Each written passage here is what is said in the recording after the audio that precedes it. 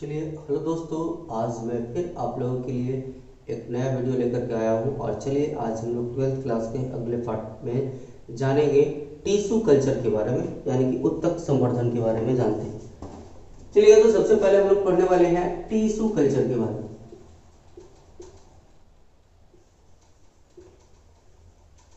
जिसको हम लोग उत्तक संवर्धन बोलते हैं।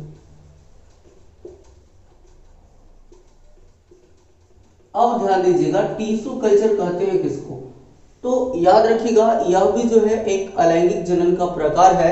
और बोल सकते हैं हम लोग कि अलैंगिक जनन का वैसा प्रकार, अलैंगिक जनन का वैसा प्रकार जिसमें पेड़ पौधा के उत्तक से एक नए पौधे का निर्माण किया जाता है, तो उसी को हम लोग टिश्यू कल्चर कहते हैं। या इसका एक और डिफिनेशन होता है जो एकदम सटीक डिफिनेशन है लेकिन थोड़ा सा लॉन्ग है। इसमें हम लोग बोल सकते हैं कि वैसा तकनीक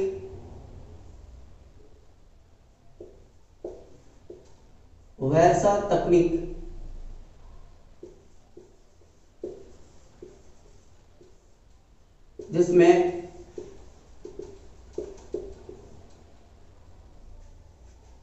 पादप उत्तक को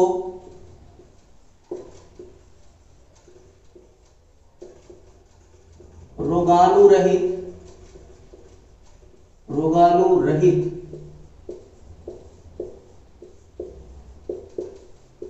माध्यम में एवं आर्द्रता और तापमान नियंत्रित परिस्थितियों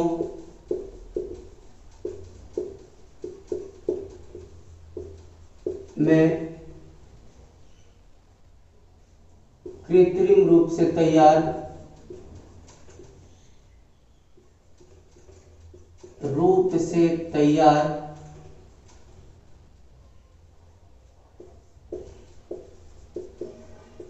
पोषक पदार्थ में उगाते हैं। वैसा तकनीक जिसमें पादप उत्तक को रोगाणु रहित माध्यम में एवं आर्द्रता और तापमान नियंत्रित परिस्थितियों में कृत्रिम रूप से तैयार पोषक तत्व में उगाया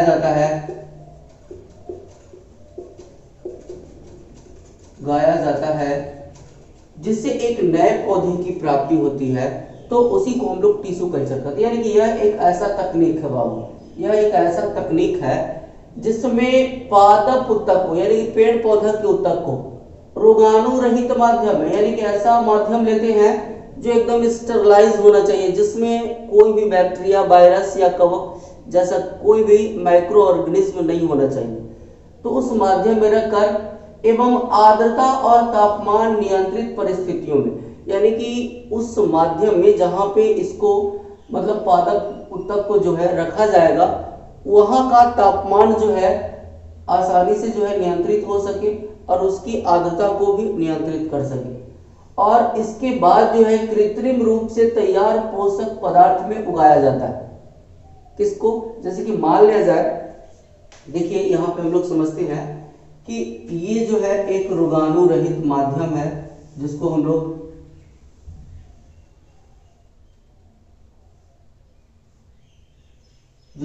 कल्चर मीडिया कहते हैं।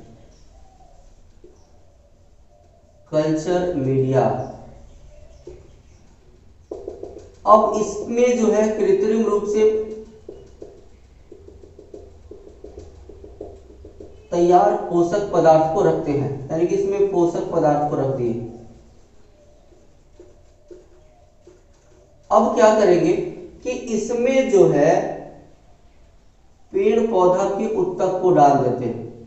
किसको डाल देते हैं? पेड़ पौधा के उत्तक को, जिसको हम लोग एक्स प्लांट कहते हैं। यानी कि एक्स प्लांट होता क्या है, तो पेड़ पौधा का वह भाग जिसका संवर्धन करवाया जाता है, पेड़ पौधा का वह भाग जिसका संवर्धन करवाया जाता है, उसको एक्स प्लांट बोलते हैं। ये आपका एक्स प्लांट हो गया।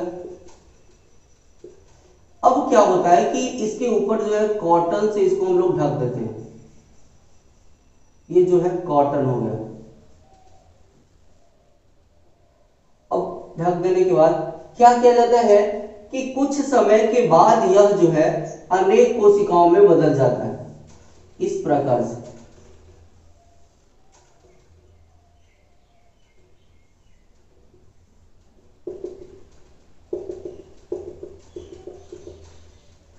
यह जो है बहुत सारी कोशिकाओं में बदल जाता है इस प्रकार से।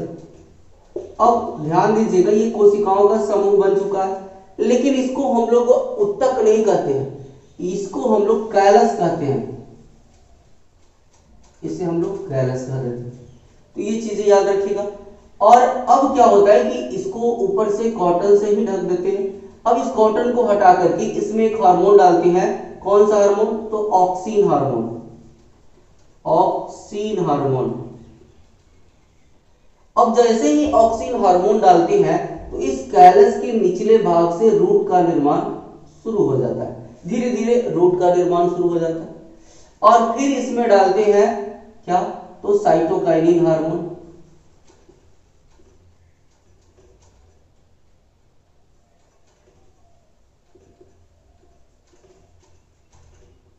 Cytokinin hormone.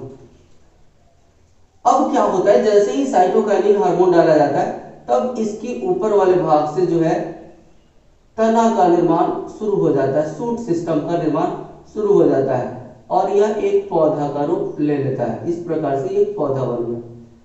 अब अंत में जो है एक नए पौधे की प्राप्ति हो जाती है और इस प्रकार से जो है टिश्यू कल्चर में एक नए पौधे का निर्माण किया जाता है। क्या बोल रहे हैं हम?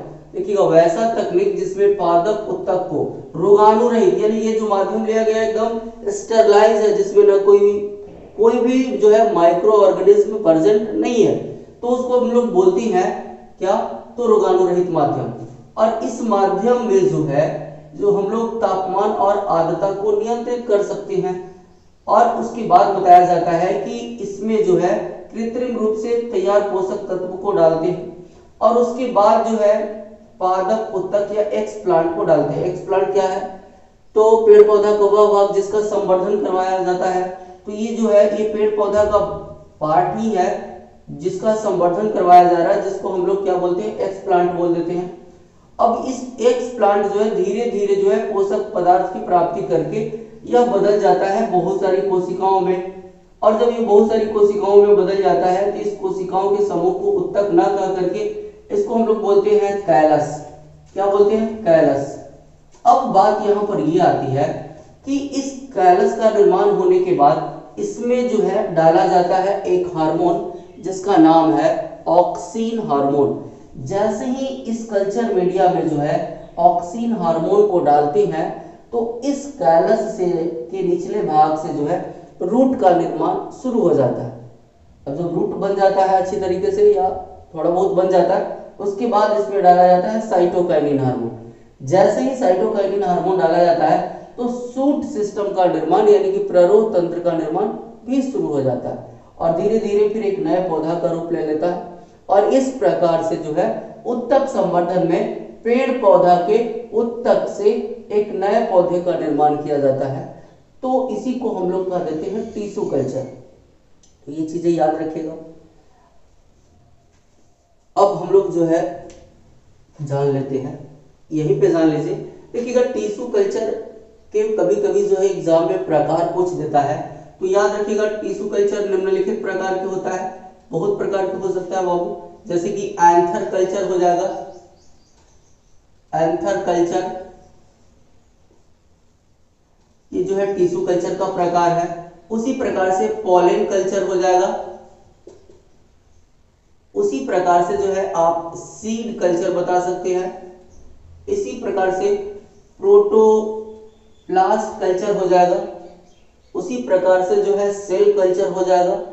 यानी कि बहुत सारे कल्चर हो सकते हैं। यानी कि टिश्यू कल्चर के मतलब बहुत सारे प्रकार होता है, यानी कि और उसमें जो है anchor culture, pollen culture, seed culture और ऐसे ही जो है और भी बहुत प्रकार के जो है टिश्यू कल्चर होते हैं। और एग्जाम में कभी कभी पूछ देता है तो आप 2, 3 या 4 जो है इसका नाम लिख सकते हैं, जैसे कि एंथर कल्चर, पॉलन कल्चर और टिश्यू कल्चर यानी कि उत्तक कल्चर भी हो जाएगा। ये सब टिश्यू कल्चर के प्रकार ही है और ये चीजें याद रखिएगा। सेल कल्चर भी आ जाएगा, प्रोटोप्लास्ट कल्चर भी हो जाएगा।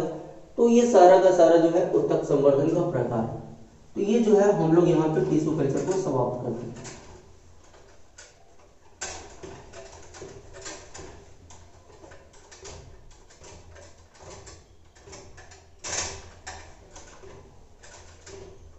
यानी कि आप अगर कॉपी में लिखना चाहते हैं तो इस प्रकार से लिख सकते हैं, टाइप ऑफ टिश्यू कल्चर। और इसमें जो है आप नीचे 1 2 3 4 करके लिख सकते हैं। सबसे पहला एंथर कल्चर, पॉलन कल्चर, उसी प्रकार से सीड कल्चर, उसी प्रकार से प्रोटोप्लास्ट कल्चर। तो ये जो है टिश्यू कल्चर के प्रकार हैं और ये 3 4 5 आप याद रख सकते हैं। और एग्जाम में अगर आता है कि टिश्यू कल्चर के प्रकार को लिखें तो आप लिख सकते हैं आसानी से।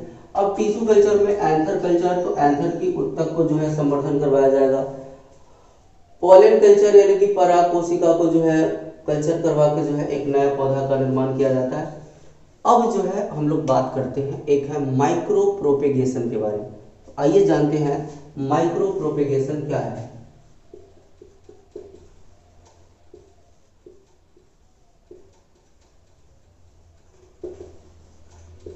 जिसको हम लोग सूक्ष्म प्रवर्धन बोलते हैं।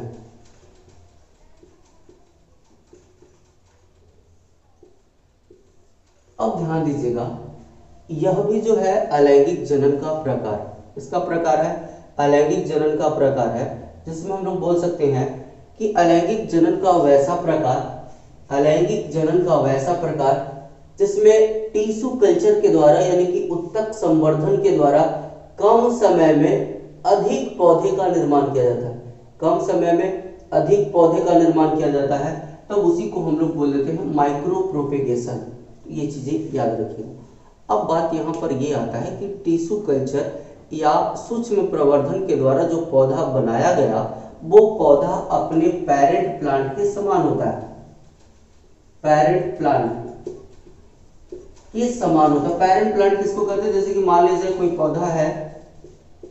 पौधा है और इसके शरीर से कोई उत्तक को ले लिया गया और ये उत्तक का ही संवर्धन करवा के एक नया पौधा बनाया गया।